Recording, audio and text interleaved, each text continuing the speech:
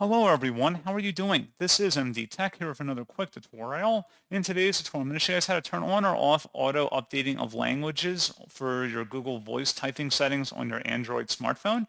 So this should hopefully be a pretty straightforward process here, guys. And without further ado, let's go ahead and jump straight into it.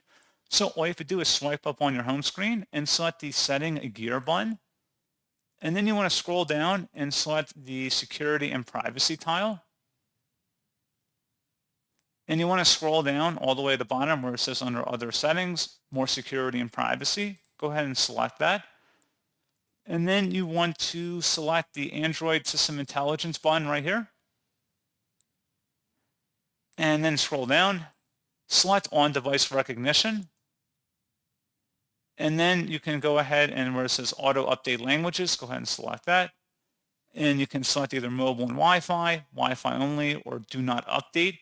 Make your selection choice here, and then that's pretty much all you have to do. So, as always, thank you guys for watching this brief tutorial. I do hope that I was able to help you out, and I do look forward to catching you all in the next tutorial. Goodbye.